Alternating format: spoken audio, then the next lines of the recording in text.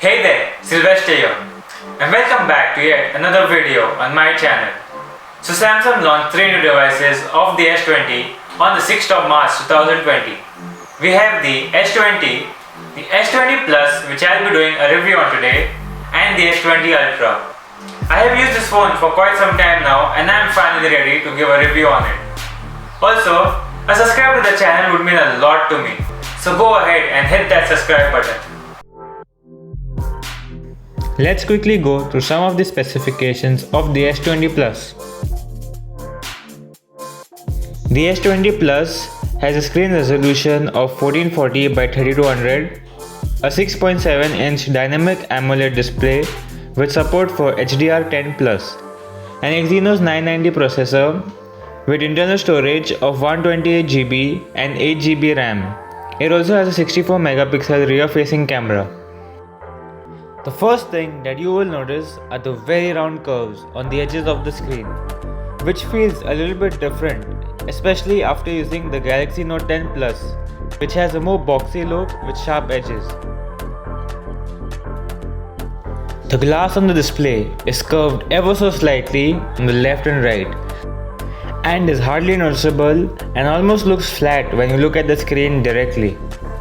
In my opinion, I love the curved edges as it makes the phone look more futuristic. Both the front and back are protected by Corning's Gorilla Glass 6 with an aluminium frame holding the device together. Weighing in at 186 grams, the S20 Plus is slightly heavier than the S10 Plus at 175 grams.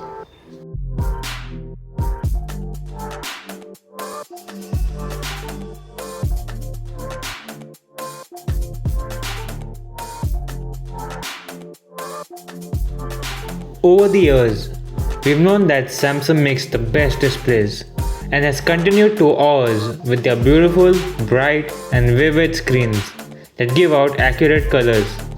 And it's no less this year with the S20 Plus. With support for HDR10+, you can enjoy watching movies with great details.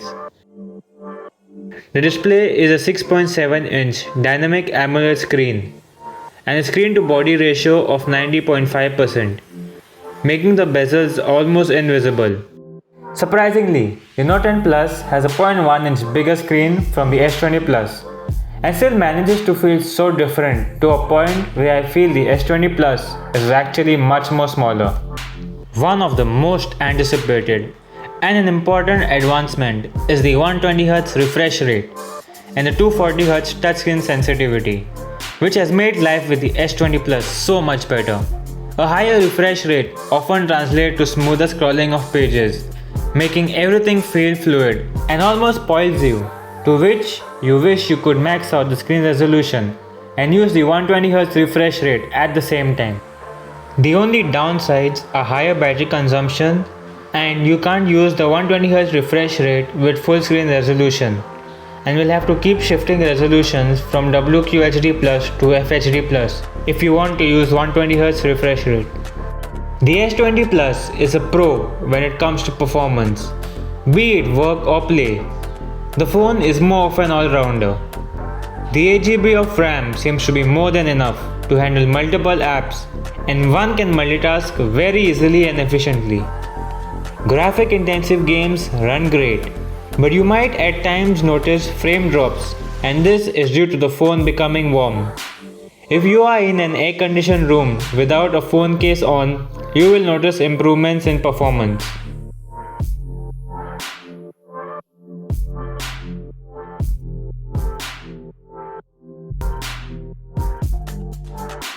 The S20 Plus has 4 cameras on the back: a 12-megapixel f2.2 ultra-wide lens, a 12-megapixel f1.8 wide lens, a 64-megapixel f2.0 telephoto lens, and a 0.3-megapixel time-of-flight sensor to determine depth of field in an image. And on the front, you have a 10-megapixel f2.2 wide lens, and this time the camera punch hole is even more smaller. Okay, so the cameras on the S20 Plus are great. The pictures come out sharp with great dynamic range. So one of the most interesting feature of this phone is the 30x zoom, which when I first heard about, I didn't think too much great about it. But after using this phone's 30x zoom, I must say I'm impressed. Given the fact that the camera sensor is so tiny and still able to achieve this kind of zoom with fairly great results is really amazing. Although I feel that this feature isn't going to be used too much, it's still cool to have this option. The ultrasonic fingerprint scanner sits right under the display and is one of the reasons why we have no physical buttons on the screen, which gives us the full screen experience.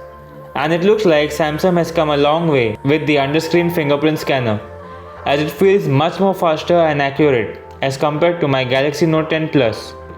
So it's a good thing to know that the fingerprint scanner is also improving as Samsung comes out with newer flagships. However, in my opinion, it's not perfect yet and there is still some room for improvements.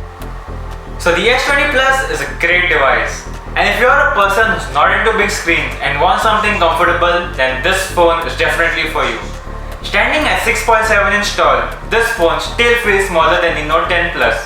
And let's not forget about the 120Hz refresh rate, which was a major improvement on this screen. Hope you enjoyed watching this video. Silvester here, signing out.